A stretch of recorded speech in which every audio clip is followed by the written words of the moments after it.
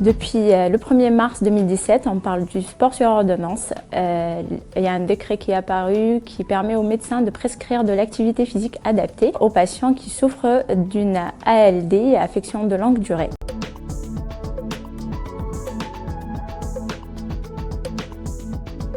Donc le médecin va prendre en charge un patient, faire une prescription selon un bilan initial et après prescrire l'activité physique adaptée.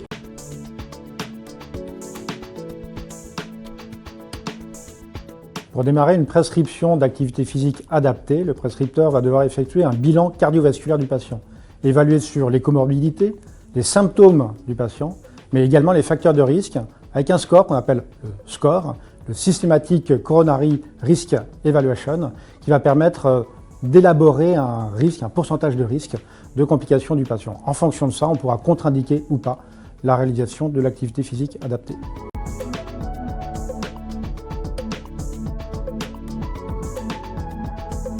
La pratique d'une activité physique adaptée va permettre de maintenir un poids de forme idéal pour le patient, mais aussi va permettre d'augmenter la masse musculaire. Cette activité physique va permettre d'améliorer la qualité de vie, mais aussi la condition physique des patients et aussi l'image corporelle que le patient va avoir de lui-même. Cette activité physique va aussi permettre de lutter contre le stress, la dépression, l'anxiété, mais aussi contre la fatigue. Enfin, elle va permettre de prévenir les rechutes de cancer et des principales maladies chroniques, telles que les maladies cardiovasculaires.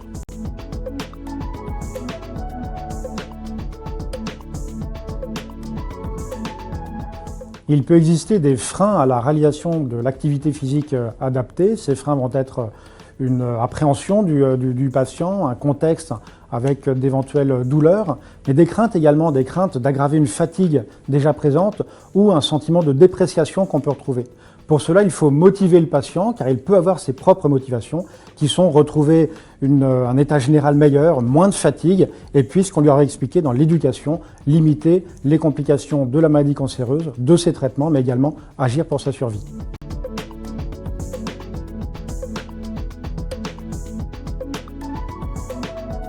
Afin de lever les freins du patient à réaliser cette activité physique adaptée, certains outils, certains trucs peuvent aider le praticien. Ces différents outils vont être essayer d'évaluer ses capacités, essayer de s'arrêter sur les différentes performances, les acquis qu'il va pouvoir obtenir, et puis renforcer ce sentiment de bénéfice qu'il va obtenir lié à cette activité physique.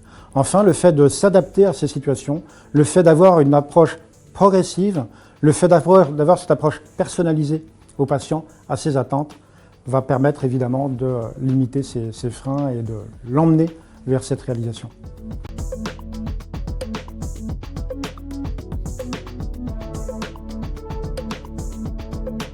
Comme toute prescription médicale, il est nécessaire de voir les indications, mais évidemment les contre-indications. Aucune contre-indication n'est définitive, mais il faut regarder celles qui peuvent être liées au cancer lui-même, comme un taux d'hémoglobine bas, comme un taux de leucocytes bas avec une neutropénie fébrile à risque, et également les contre-indications plutôt liées au patient, à son environnement, notamment les contre-indications cardiovasculaires. La prescription minimale à la réalisation d'une activité physique adaptée, ou un de ces programmes, va se baser sur un certificat de non-contre-indication à la réalisation de cet APA.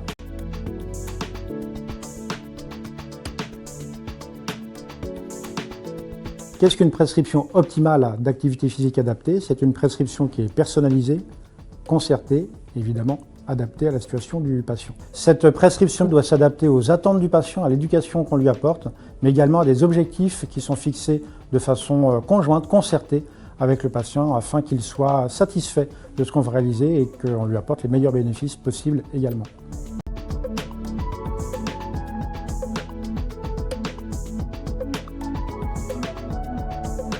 Quel est le meilleur moment pour la prescription d'une activité physique adaptée ou de son programme? Eh bien, il n'y a pas de bon moment, tous les moments sont bons.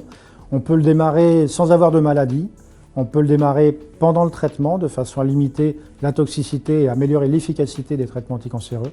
On peut également le démarrer après les traitements afin d'éviter une récidive. La prescription d'un programme d'APA peut se faire à l'hôpital, peut également se faire en ville par les prescripteurs de ville, les médecins généralistes, libéraux. Cette prescription qui peut démarrer à l'hôpital devra avoir un relais vers les structures de ville. On peut donc choisir le bon moment de sa prescription, de son initiation, et passer le relais ensuite à l'extérieur, hors les murs, de façon à avoir une poursuite, une continuité de la prise en charge et de l'accompagnement du patient.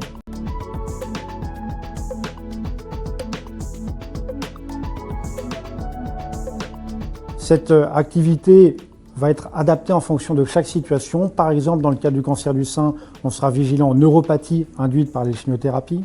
Dans le cas du cancer de la prostate, on sera vigilant aux problématiques ostéo-articulaires, notamment les métastases osseuses ou les limitations liées aux désordres musculaires. Et puis, dans le cadre d'un cancer du côlon, s'adapter à la situation elle-même du patient, par exemple avec une stomie, qui fera qu'on devra être vigilant à ces situations.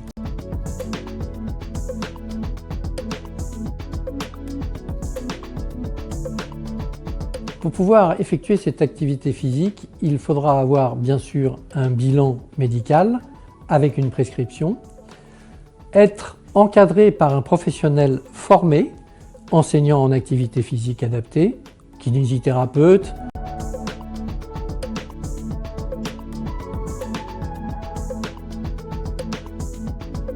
Une fois la prescription réalisée, il faudra orienter le patient vers une structure adaptée pour réaliser cette activité physique adaptée. Il existe des structures hospitalières ou en lien avec les hôpitaux, par exemple à Gustave Roussy Molitor, qui permet en lien avec la CAMI d'accueillir des patients dans un contexte de piscine, mais également des activités qui sont réalisées sur site avec différents éducateurs, différents programmes qui sont proposés. Il existe également d'autres structures extérieures à l'hôpital, comme toutes les structures bien évidemment de la CAMI, mais aussi des approches par visio, telles que Moven ou bien Rosamove, qui permet des accompagnements des patients.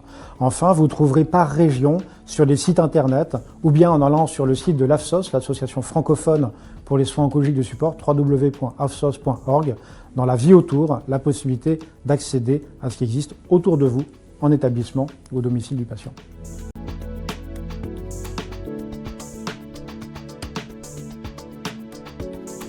Il faut savoir qu'à ce jour, l'activité physique adaptée n'est pas remboursée par la sécurité sociale, mais il existe des mutuelles qui remboursent une partie de la prise en charge ou voire la totalité. Il y a certaines aussi collectivités territoriales qui proposent des prises en charge et certains organismes aussi qui, eux, ils proposent une prise en charge de quelques séances gratuites et après, il faut payer un forfait.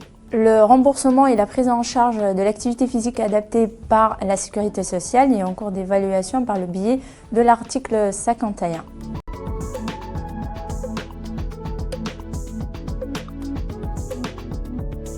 Toutes les évaluations et comment prescrire l'activité physique, quand, comment, pour qui, est édité par l'ARS dans un guide de promotion qui est accessible sur le site internet de l'ARS.